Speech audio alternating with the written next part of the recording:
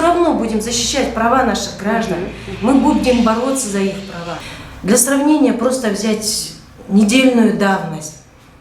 Один и тот же судья, который именно по этим же комиссиям удовлетворяет 100%, через неделю этот же судья по этим же искам, да, дает отказ. О чем речь? Кому людям верить тогда? Отменяем с такого-то числа и такого-то дела. Хорошо. Это что? Банки себя застраховали? Он хочет эти деньги получить, он должен получить.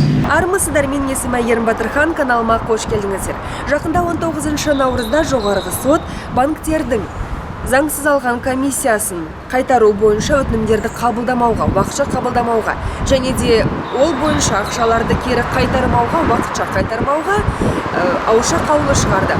Сонда бір сұрақ туындайды менде. Менің ақпан айында берген өтінімім сонда қараусыз қалады ма? Және де болашақта қайтарылмаған адамдарға өтінім беру керек пе, жоқ әлде ол өтінімдер қараусыз қалады ма? Осы және өзге де сұрақтардың жауабын алу үшін заңгерге барам. Қараңыздар, қызық болады деген ойдамын. До 19 марта 2019 года, то есть все процессы, именно касающиеся возврата незаконных банковских комиссий, заведения текущего счета, судного счета, да, за заведение кредита, оно было удовлетворено судами 100%. То есть мы даже возвращали людям их расходы судебные, то есть это может быть госпошлина, определенные судебные расходы, оплата представительских расходов. То есть это было все до 19 марта. Значит, на 19 марта поступает устное распоряжение с Верховного суда, то есть в районные суды, городские суды, о том, что именно судебные дела, касающиеся рассмотрения банковских комиссий, нужно не рассматривать, по ним решение не выводить. На основании чего? Многие были удивлены этим устным письмом. Это письмо у нас полностью везде гуляло, то есть по WhatsApp, по социальным сетям, соответственно. Оно немножко шокировало и народ, и нас, соответственно. Мы, юристы, которые борются за права простого народа, да, допустим, мы с этим не согласны. Почему? Потому что именно банки, тем более у них был запрет в свое время от Национального банка о взыскании незаконных банковских комиссий, соответственно, они все равно взыскивали эти комиссии, мы народу помогали возвращать их законные деньги. Это деньги народные. Банки, пользуясь неосведомленностью простого народа, пользовались и, соответственно, включали их в договор банковского займа. Причем проценты шли немалые. Люди просто так не пойдут в банк. Не от хорошей жизни идут в банк для получения кредита, правильно же? И, соответственно, пользуясь таким моментом, банки включают эти комиссии. Людям деваться некуда, они не знают о том, что эти комиссии идут незаконные. Они берут эти кредиты, потому что им нужны, нужда их вынуждает, по сути. И что же получается? Они годами отдают миллионы, просто так. А деньги нужно возвращать народу. Кто будет их права защищать, если не мы? Правильно же? И, соответственно, люди приходят к нам за помощью, мы им помогаем. Мы все это взыскиваем через суды. И все это продолжалось до 19 марта. Соответственно, сейчас во многих регионах Казахстана, значит, идут отказы по действующим, после этого письменного указания, да, я так понимаю, значит, не рассматривать банковские комиссии, идут отказы повальные. Наши дела почему-то идут, отложили, процессы продолжаются, то есть по нашим делам, да, именно. А по другим регионам идут отказы. Для сравнения просто взять недельную давность.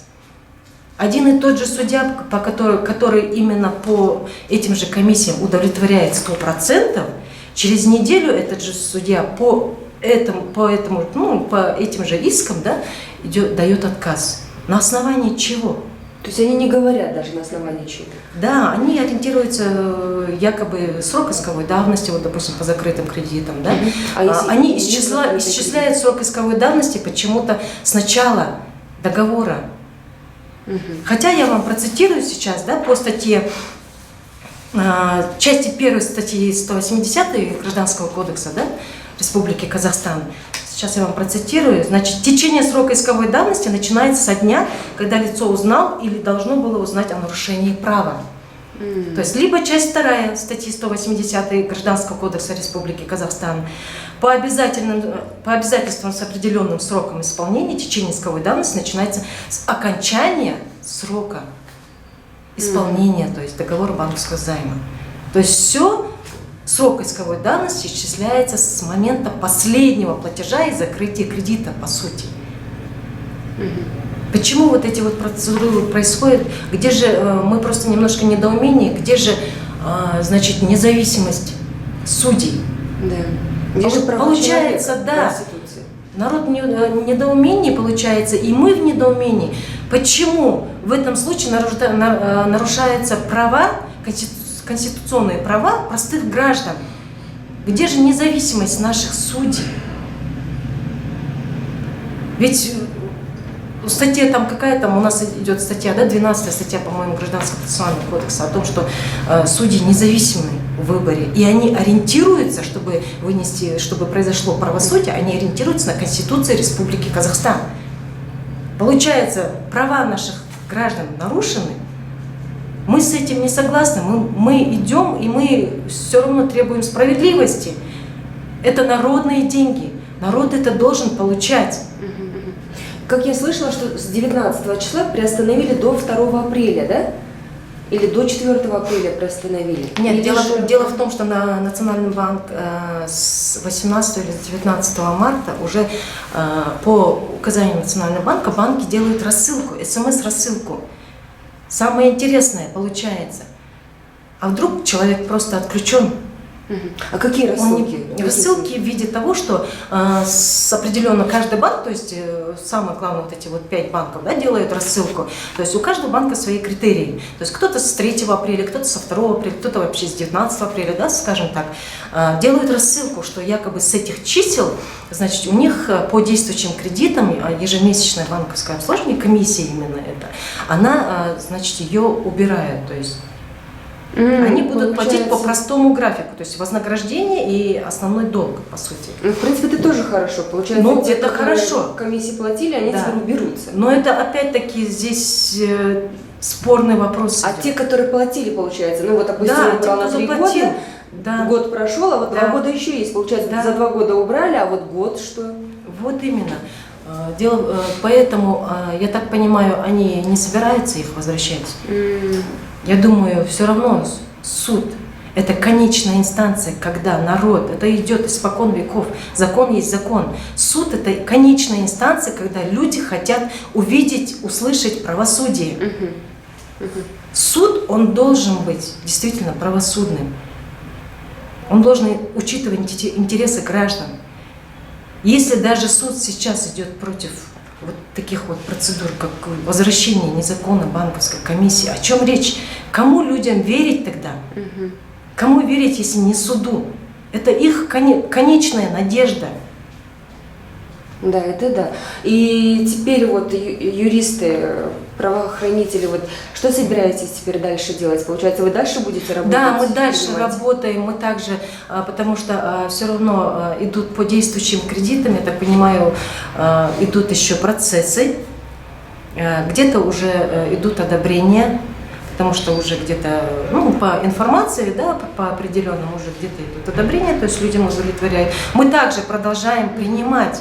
Мы все равно будем защищать права наших граждан. Мы будем бороться за их права. Мы хотим, чтобы справедливость всегда существовала. Граждане должны жить. Мы живем в независимой стране. Граждане должны получать то, что им принадлежит. Они должны знать свои права.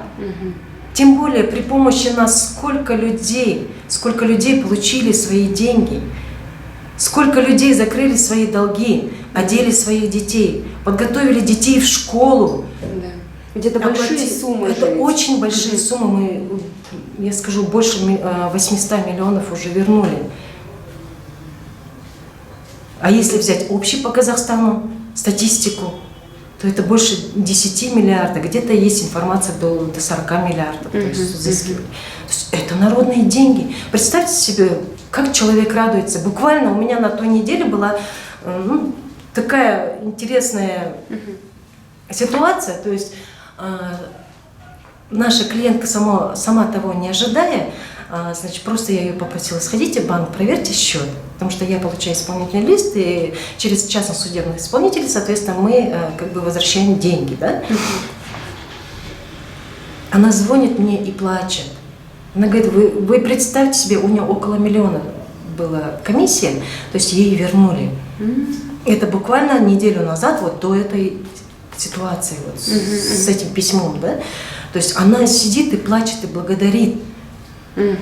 Благодарит, говорит, спасибо вам большое, вы такую работу для народа проделываете.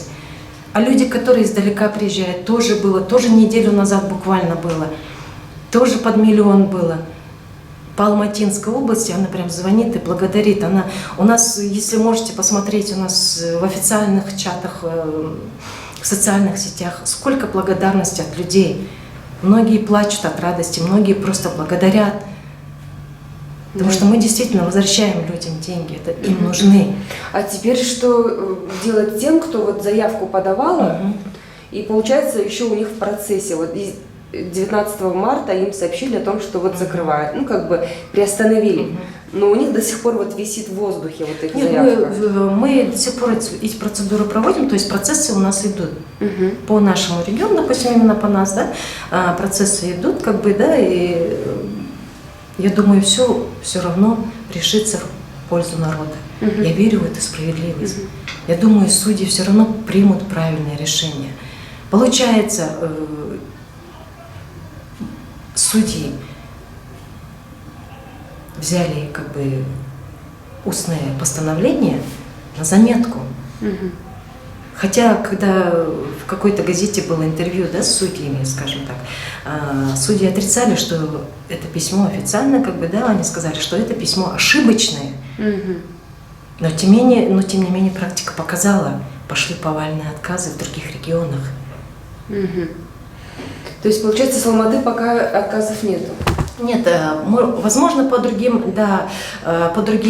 организациям, возможно, идут отказы, да, по нашим еще идут процессы, как бы, да, и мы надеемся, что все завершится в нашу пользу, в пользу наших граждан. То есть, подождите, я не поняла, вот 19 марта, под 2 апреля вообще приостановили?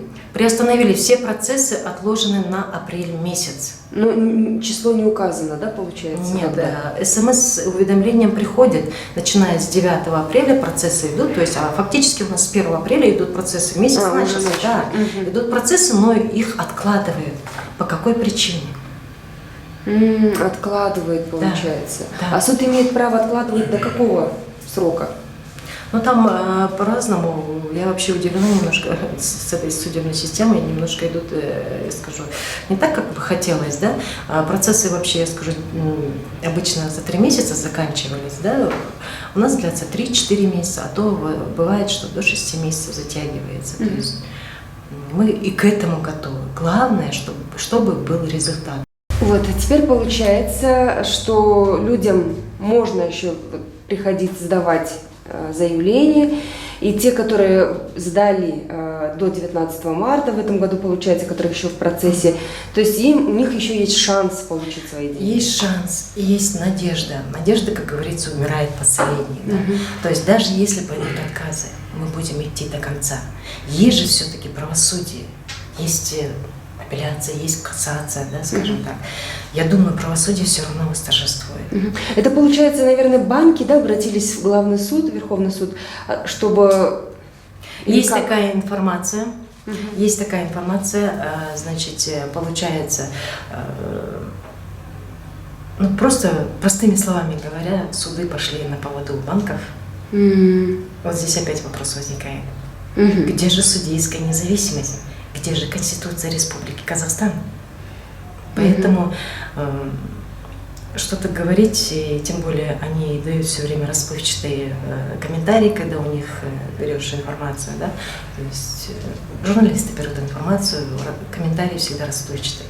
Но мы верим, что справедливость восторжествует, правда за нами, правда за народом. Я думаю, все будет хорошо, и все равно нужно бороться. А если вообще суд скажет, приостановить выплаты по тем кредитам. На основании чего? Ну вот, если вот вообще он такое решение примет. На основании чего?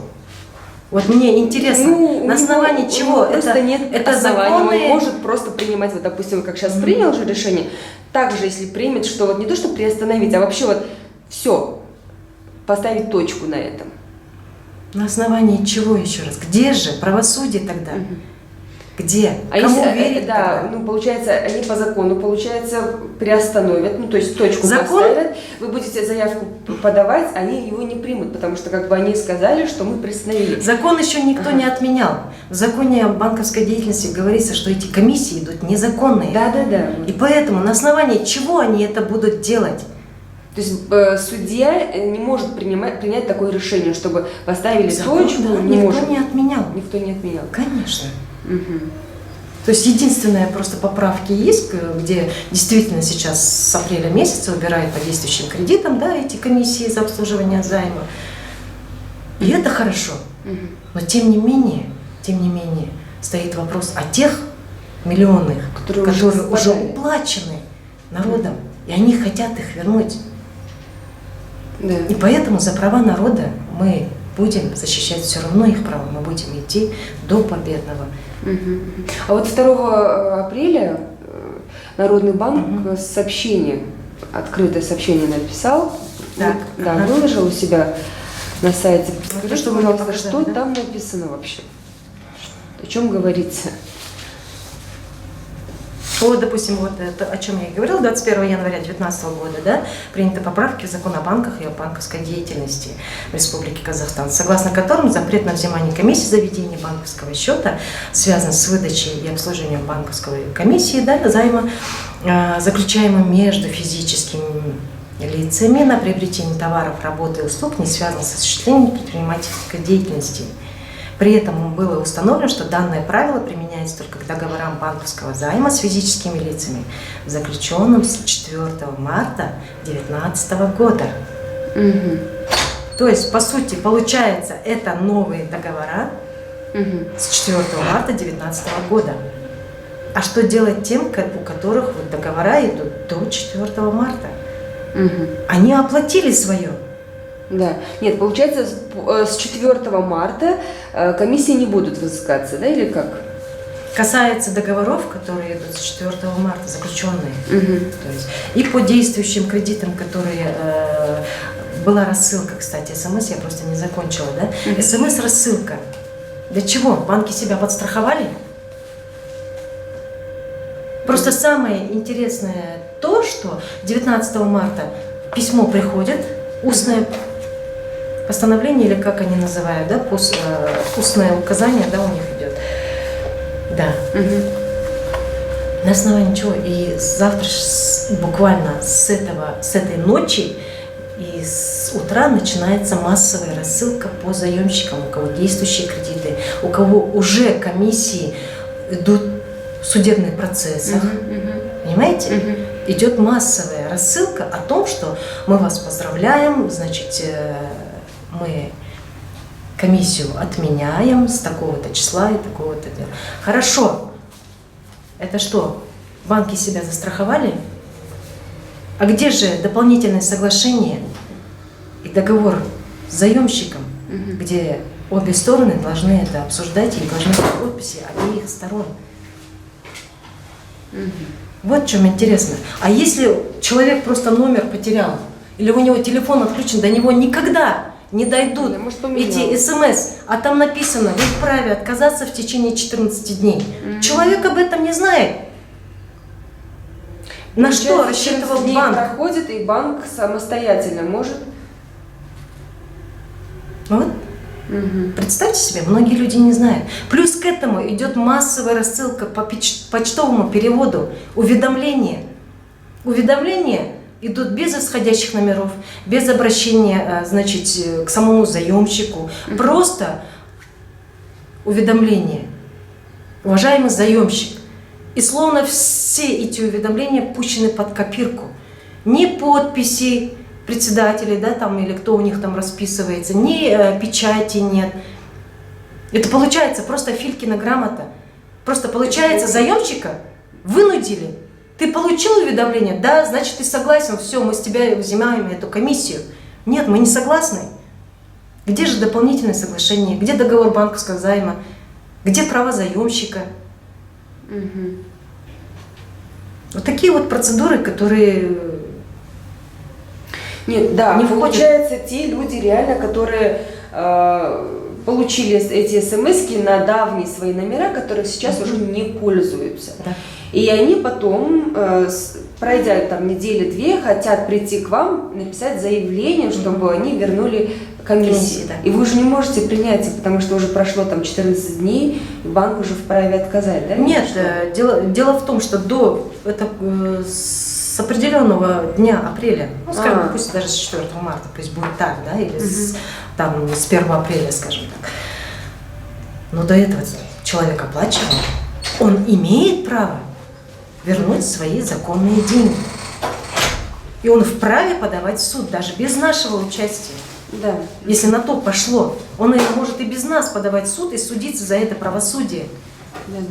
Получается, смотрите, вот со 2 апреля, или вот с какого вот эти уведомления? Уведомление, я вам скажу, я была удивлена тем, что, значит, в ходе заседания круглого стола, который был при Верховном суде в Астане, по-моему, 18 марта или 15 марта, точно не помню, да?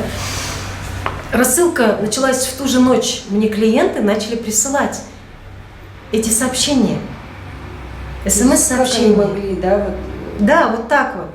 И тем более, хорошо, если ты согласен, почему ты тогда не говоришь, что именно с завтрашнего дня? Ну, просто так, по-человечески посмотреть, да, логику включить. Почему с определенного дня, там, с 5, с 3 апреля, то есть они для себя откладывают минимум неделю времени. Для чего? Вот задайся вопросом, да, для чего? Комиссию убирают, получается, да, извините, комиссию убирают, получается, но я не уверена, что они подумали о народе и действительно убрали эту комиссию. Ну вот если комиссию убрали, получается, они начнут меньше платить. По сути, должны меньше платить. Но не факт, что вознаграждение увеличится, уменьшится, или останется на своем месте. То есть они могут договор пересмотреть и поменять? Получается так. График. Ну, посмотрим. Сейчас только люди, если начнут ходить и, значит, будут какие-то изменения, уже будет. А вообще есть такое по закону, что вот ты договор составил уже с банком, кредит свой взял, и теперь у тебя уменьшается, получается, комиссия, ты не платишь его, и они теперь договор переписывают или там, не знаю, дополнительный договор составляют?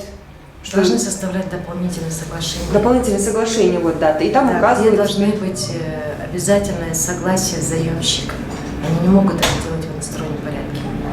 Нет, да, но они, допустим, дополнительное соглашение напишут, предоставят это клиенту, а клиент же ведь побоится, что банк может там забрать ее. В этих случаях мы просто советуем клиентам, прежде чем что-то подписывать, вы просто обратитесь к профессионалу, то есть к юристу, да, обсудите с ним этот вопрос, чтобы не попасть в такую... Ну там, видите, потому что часто заемщики... Банки же ведь за 5 минут сейчас выдают кредиты, и у человека, чтобы получить быстрые деньги, нет времени. Нет, соответственно, нет времени для консультации, да, для определенных, он просто подписывает, да. А потом-то он... Ну вот эти какие-то изменения. Соглашения лучше им теперь прочитывать, перечитывать. Да. Потому что как бы они уже деньги получили, что им терять, да. Хорошо. Теперь еще раз вернемся к сообщению Нацбанка. Что еще он там пишет? Так, наше письмо было. Ну, вот также они пишут, что начиная с 18 марта, как я говорила, да, текущего года, 5 банков, по которым вот именно сидят эти комиссии, причем комиссии немало, я вам скажу, где-то колеблется от 1000, и буквально 2 месяца назад мы увидели у физического лица 248 тысяч. В месяц, то есть в месяц ежемесячная комиссия. 248 тысяч. Ничего себе. У всех по-разному. У кого-то 20 тысяч, 30 тысяч, 40 тысяч, то есть 12 тысяч, то есть все по-разному. 5 банков уведомили своих клиентов о прекращении в апреле 2019 года, да, к практике взимания ежемесячной комиссии за обслуживание займа. Это было уже с 18 марта. Поэтому ночью мне начали присылать, даже не мне, многие скажут, что им начали присылать смс. То есть все уже знали. Ну, то есть здесь в сообщениях самое главное не пишется, что те, которые подавали заявку, те, которые там будут подавать заявку, типа их дело не будут рассматривать банки и так далее. Нет, не Главное, написано. такого не написано. Это не отрицается. Не отрицается. Потому что все равно это же право же гражданина. Он должен идти. То есть он хочет эти деньги получить, он должен получить. Ну, самое главное, да. Самое главное, что Нацбанк не отрицает. Заңгерлердің айтуы бойынша бұл заңсыз алынған комиссиялар міндетті түрде қайтарылады. Әрине қазіргі таңда сот қайтарылмайды деген шешім шығарып жатыр. Соның өзінде де заңгерлер апелляциялық шағым түсіру арқылы бұл комиссияларды қайтарамыз деп отыр. Әрине сенгің ақ келеді. Солай болсын. Жалпы осы және өзге де сұрақтары бойынша, егерде білгілеріңіз келсе, комиссия бойынша мен астында бұған дейінгі шығарған шығарылымның ссылкасын қалдырамын, оны да қарап көрсеңіздер болады. Бәрі де түсінікті және де қызықты болды деген ойдамын. Сіздер үшін еңбектенуге әрдайым дайынмын. Сау болыңыздар.